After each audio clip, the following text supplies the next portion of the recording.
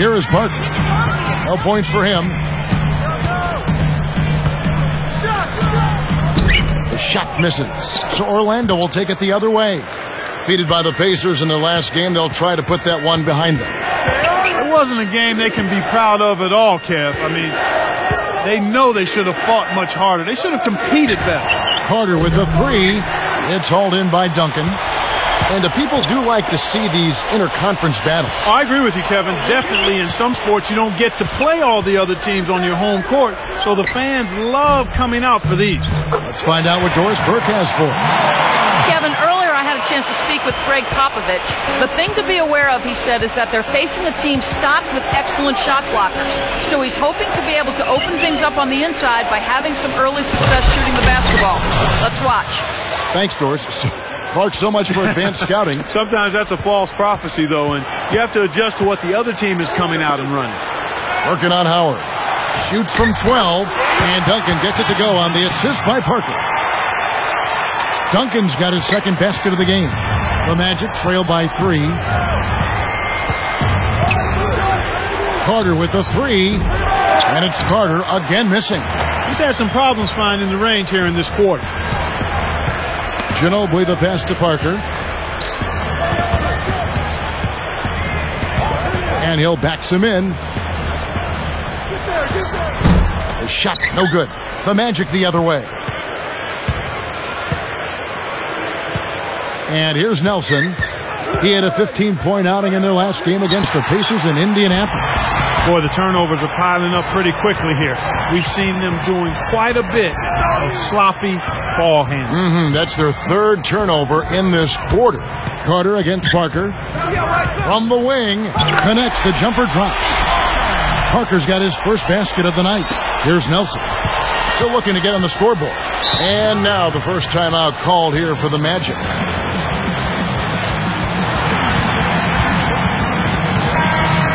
And let's look now at which teams have been the hottest offensively for the past 10 games. You look at the Magic. Fourth in scoring and a fun team to watch. Well, this is only a trend over a few games out of a very, very long season. But the coach has got to be pleased that his team has been able to score big with some consistency. Here is Nelson. Backing down is Howard. And almost gets it to go, so he'll shoot 2 here. Tim Duncan picks one up. Bit of a down year scoring-wise for Howard last season. You know, Kevin, he slipped from about 20 points a game to just a touch under 18. Part of it was fewer touches. He still shot a career-high 61% from the field, though. Spurs leading by 4. One thing most people would probably admit when looking at Orlando come last April, May, and in the spring, they seemed underrated going into last season's playoff run. Yeah, I think they were a bit under the radar, Kevin. I mean, people just didn't realize how good that team was defensively. They were a very solid defensive team. I mean, they would always kind of blind you with the three-point shooting and the ability of Howard to finish around the rim and block shots. But that team was a very good defensive team. Carter. Backing down is Howard. And 2 free throws coming up as the whistle blows. He barely missed that one. Free throw good, Howard. And both of those teams, Clark, you mentioned, the Magic and the Cavaliers, both teams falling to the hands of the Celtics, the older of the group. Yeah, and I agree. I think that was the key, Kevin, the fact that the Celtics were a more seasoned team. And you can never underestimate the value of that experience, that seasoning. So you can handle adversity, you can stay together, and you're attentive to the small details that differentiate between winning and losing. The Spurs making a switch here. A thing of beauty, Kevin. Always known to be a high flyer. He's doing it again. Boy, he is. You know, you love to have that kind of skill set on your team that can spark your whole offense. Gets the bench up every time. Deflects the pass. The lob was a little misjudged, and he couldn't get control of it. And Petrus kicks to Howard.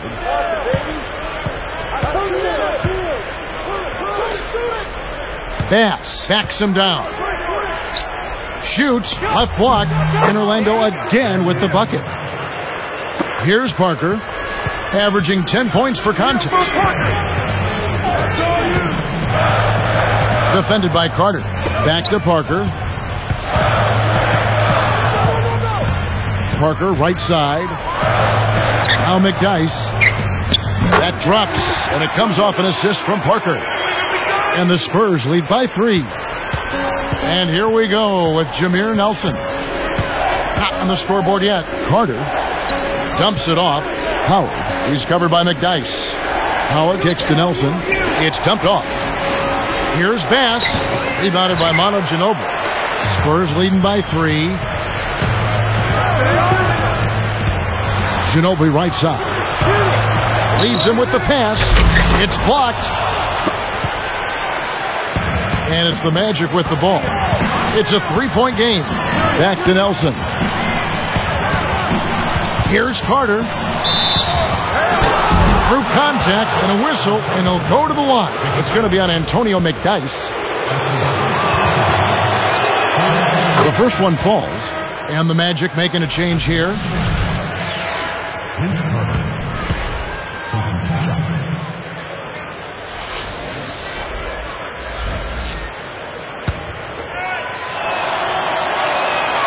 That one falls, so he hits both of them.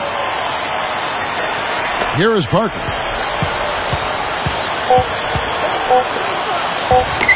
Here's North, and no good trying to get that one. A high-scoring game here right out of the gates. Spurs lead by 1. They've gotten a big lift from their bench. That balanced scoring really bodes well for them. The NBA here on 2K Sports.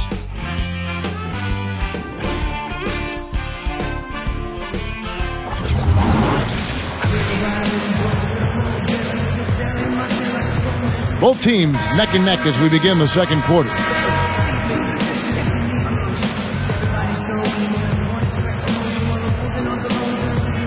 For the Magic, Dwight Howard. He's checked in for Gortat. Pietrus comes in for Brandon Bass. And it's Carter in for J.J. Redick. Parker against Nelson. He's got 10. From about 16, San Antonio again missing. It's 1-on-1. So with Ginobili sitting on the bench, here's how the floor looks for Greg Popovich. North in at shooting guard. Duncan out there with McDyess. Then it's Tony Parker and Lopez. Here is Parker, following the score by Vince Carter. Tosses it up. Once again off the mark by San Antonio. Pietrus against Duncan. A foul called, and he earns a trip to the line. One thing you have to look at with the Magic, Clark, their best players are still pretty young and a great position to be, in a position of strength for a long time to come. You love to see a nucleus of young, developing, hungry, talented players, and that's what the Magic have. And McDyess backs in. Nets it from the wing. And the Spurs lead by 2. You've got to close out on that mid-range jump shot. Parker against Nelson. The dump off. Richardson. And he flushes it down with one hand. A pretty finish right there, Kevin. Take it up and then throw that thing down. He didn't have to make it special, just get the job done. That's right. Keep it simple.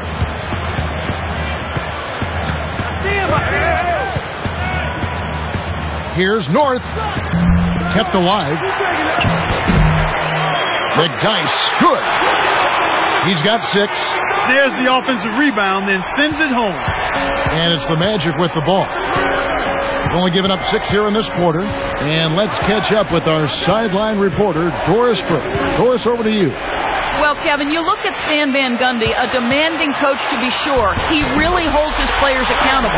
But last year, Dwight Howard went to him and said that he needed to avoid focusing at all times on the negative, saying instead of bringing each other down, we have to pull each other up. Stan Van Gundy agreed and tried to be more upbeat. Guys, a very good example of good communication helping the team come together. And credit Van Gundy for being open to change. Interesting story, Doris. Thanks. Here's Richardson, following the score by Tony Parker. This Spurs team was swept by Phoenix last postseason. First time in the Duncan era they lost to